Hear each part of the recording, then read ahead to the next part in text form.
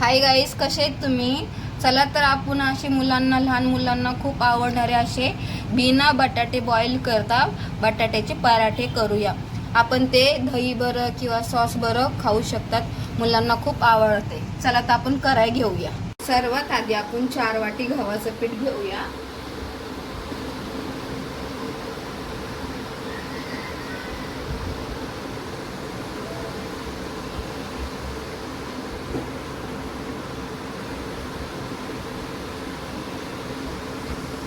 आता आपण याच्यामध्ये थोडंसं जिरं घेतलं आहे, मिरची पावडर घेतली आहे, कोथिंबीर घेतली आहे आणि असे 3 साल काढून बटाटे घेतले आहेत, थोडीशी लसूण घेतली आहे आणि 4 मिरची घेतली आहे। सर्वात आधी आपण हे जिरं घालून घेऊया। आता मिरची पावडर घालूया।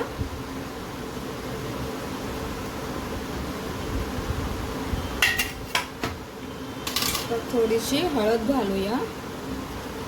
आता आपण हे कोथिंबीर कट करून घेऊया आणि मिरची खिसून आणि लसूण पण खिसून टाकूया आणि बटाटा पण आपण असं खिसून टाकूया।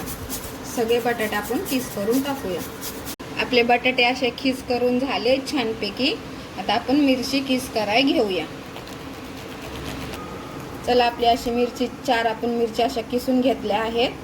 आता आपण लसणाच्या 5-6 पाकळ्या अशा खिस करून घेऊया। चला, आपला लसूण बी खिस करून झाला आहे छानपैकी। मिरची, लसूण आणि बटाटे छानपैकी असे खिस करून झाले आहेत। छान असं खिस करून घेतलं ना, छान टेस्ट लागते। आता आपण एक कांदा चॉप करून असा बारीक केला आहे, आपण कांदा बी घालूया।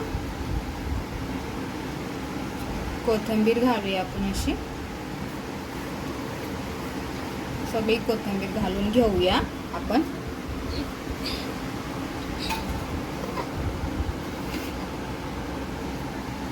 चवीनुसार मीठ घालून घेऊया।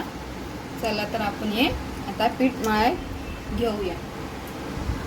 चला, आपण आता हे पीठ मळून घेऊया छानपैकी।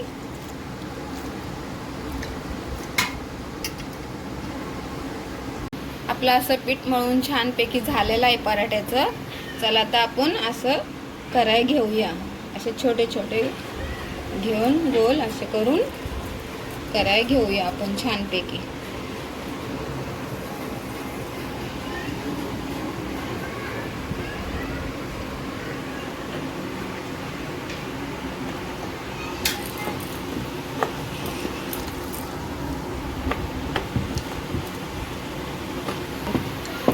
चला, आपला पराठा बनवून झाला आहे, आपण कराय घेऊया।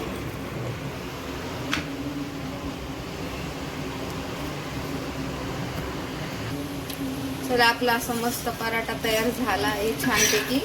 मुलांना खूप आवडतो, सकाळी नाश्त्याला किंवा टिफिनला असा मस्त छानपैकी पराठा खायला खूप टेस्टी लागतो। मुलं आवडीने खातात, तुम्ही पण नक्की करा। चला तर आपले पराठे तयार झाले आहेत, खूप छान लागतात, मुलांना खूप आवडतात, खमंग असे टेस्टी खूप छान लागतात। तुम्ही नक्की करून बघा। जर तुम्हाला रेसिपी आवडली असेल तर लाईक, शेअर, कमेंट्स, सबस्क्राईब नक्की करा।